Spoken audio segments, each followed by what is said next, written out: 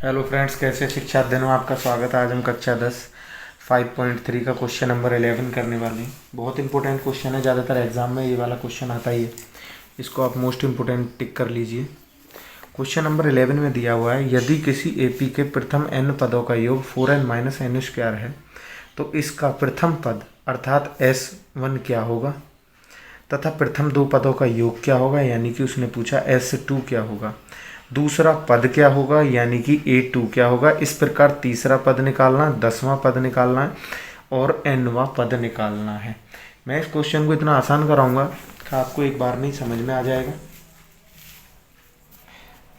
उसने दिया है n पदों का योग, Sn is equal to 4n minus n square. ठीक है, फर्स्ट ऑफ ऑल हम क्या करते हैं, देखो आपको एक बात बताता हूँ। S1 is equal to A1 होता है, ठीक है। S2 is equal to A1 plus A2 होता है, बस सिंपल। A2 A1 से हम D निकाल देंगे, D निकालने के बाद हम कोई भी पद निकाल सकते हैं ईजिली। क्वेश्चन को ज़्यादा लेंदी नहीं बनाना चाहिए, ठीक है। ऐसा समझाओ जो बच्चों को प्रॉपर समझ में आ जाए। A बराबर N इज इक्वल टू 1, ठीक है। रखने पर तो यहाँ पर रख देंगे S1 is equal to 4 multiply 1 minus 1 की power 2। S1 is equal to 4 minus 1 या S1 इज इक्वल टू 3। एक चीज़ तो आ गई हमारी निकल के S1। अब हमें क्या निकालनी है, S2। S2 में यहाँ n की जगह हम 2 रख लेंगे तो क्या हो जाएगा, 4 मल्टीप्लाई 2 माइनस 2 की power 2। S2 is equal to 4 दूनी 8, 8 माइनस 4 या S2 बराबर कितना हो जाएगा, 4। कोई समस्या? ठीक है, क्वेश्चन में जितना पूछा है इतना समझाना चाहिए मैंने, ठीक है। अब हमारा क्या हो गया, प्रथम पद हो। अब हमें दूसरा पद निकालना। देखो अब मैंने क्या लिखा है, S1 is equal to A1 होता है। S1 बराबर A1, तो A1 कितना हो गया हमारा, A1 हो गया हमारा 3।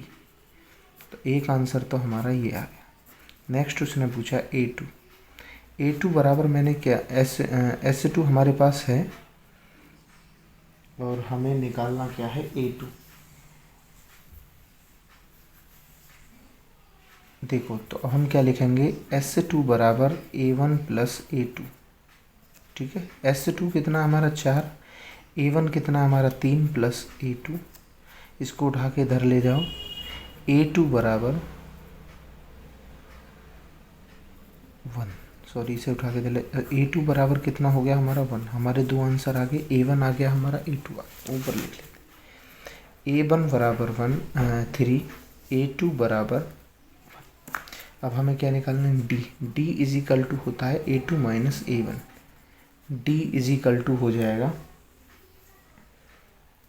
3 में से 1 में से 3 गया माइनस का 2। अब देखो हम D के आधार पर क्या करते हैं। अब उसने पूछा है दूसरा पद क्या है, दूसरा पद हमारे पास है 1।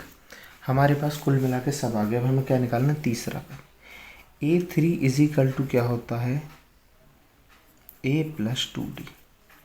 A3 बराबर A कितना है हमारा, A है हमारा 3 plus 2 multiply minus 2। A3 is equal to 3 plus 4 या A3 is equal to minus 1। A3 भी हमारा निकल के आ गया, कोई दिक्कत की बात नहीं है। अब हमें क्या निकालना है, 10वां पद। A10 इज इक्वल टू होता है A plus 9D। A10 A कितना है, 3 प्लस 9 मल्टीप्लाई माइनस 2। 9 दूनी 18 में से 3 गए माइनस के 15। A10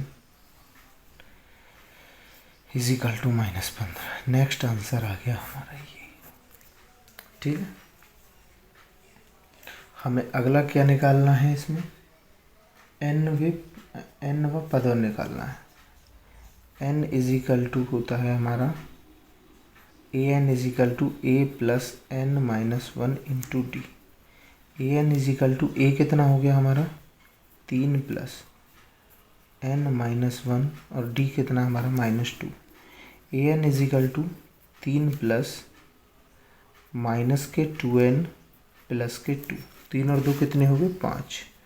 तो ए एन इजिकल टू हो जाएगा 5 माइनस 2n। ये हमारे आंसर है।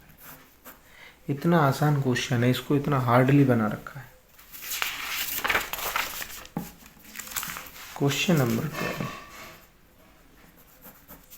क्वेश्चन नंबर 12 में दिया हुआ है ऐसे प्रथम 40 धन पूर्णांक का योग ज्ञात कीजिए। 40 ऐसे धन पूर्णांक यानी कि पद n बराबर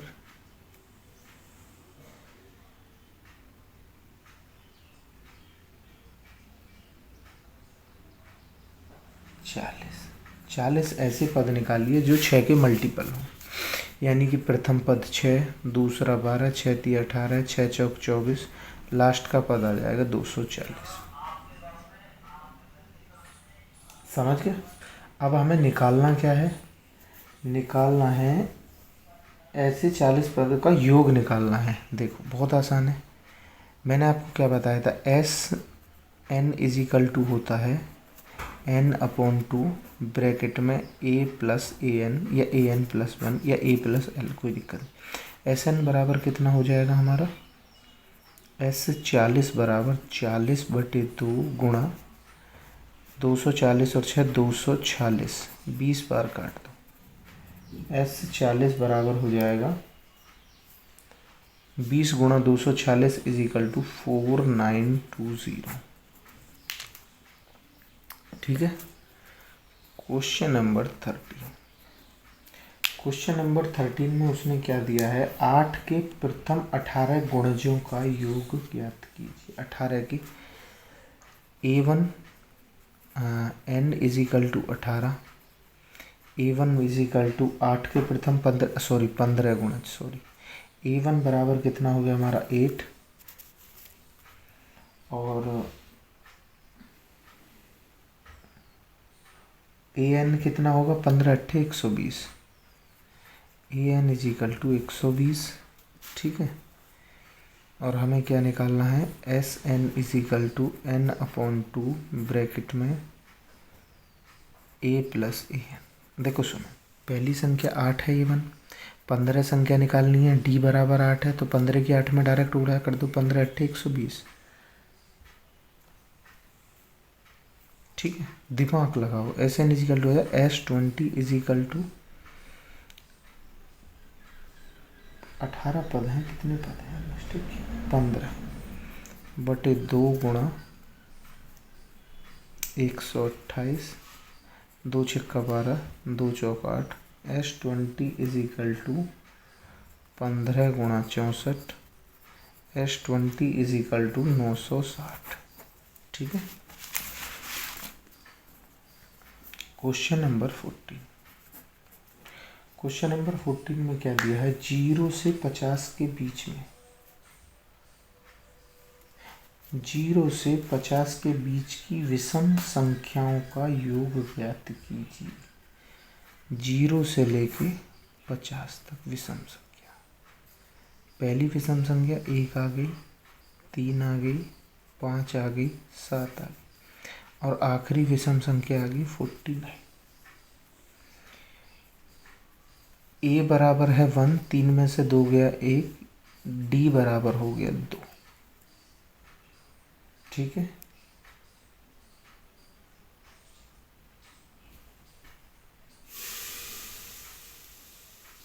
आप सुनो,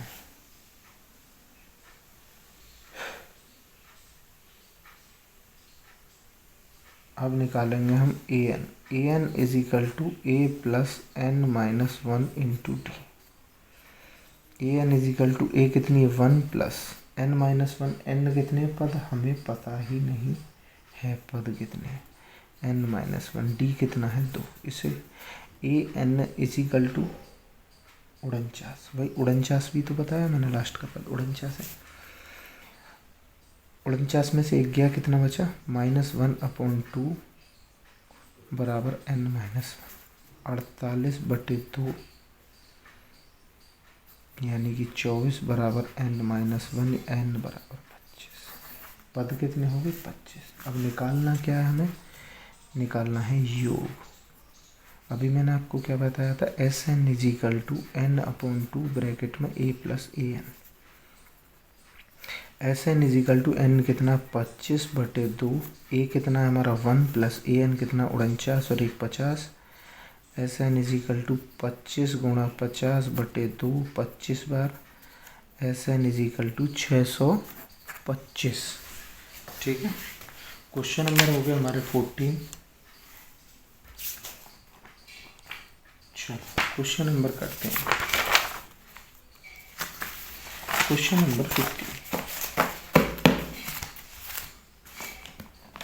क्वेश्चन किस प्रकार निर्माण कार्य से संबोधित किसी ठेके के एक निश्चित तिथि के बाद कार्य करने को विलंब से पूरा करने के लिए जुर्माना लगाने का प्रावधान इस प्रकार है कि पहले दिन 200 रुपये, दूसरे दिन 250 रुपये, तीसरे दिन देखो पहले दिन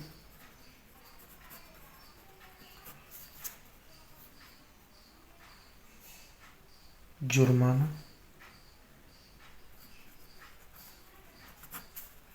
बराबर 250,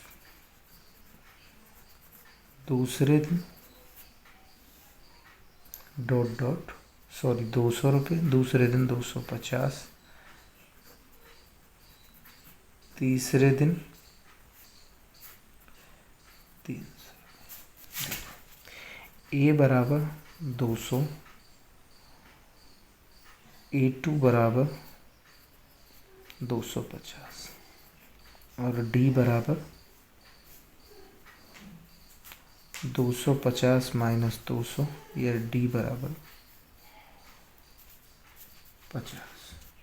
अब उसने कहा है 30 दिन तक कार्य हुआ तो n बराबर आ गया 30। अब पूछा क्या है? एक ठेकेदार जुर्माना रुपये कितनी राशि अदा करनी पड़ेगी, यानी कि उसने पूछा है हमसे Sn। ठीक है। होता है n/2 ब्रैकेट में 2a + n-1 × d। ठीक है। अब Sn बराबर हमें निकालना है। Sn बराबर हमारे पास पे n कितने? 30/2। a कितना है? 200 × 2 प्लस n कितना है हमारे पास? 30 में से 1 गया 29 गुणा d कितना है हमारे पास? 50। S30 = 15 या 30 आएगा। ठीक है। 15 गुणा 400, सॉरी ब्रैकेट में रहना तो 400 + 1450। S30 बराबर 15 गुणा 1450 और 400 कितने हो गए? 1850 या S30 बराबर 27,750। ये हमारा आंसर है। ठीक है। ऐसे हो गया क्वेश्चन।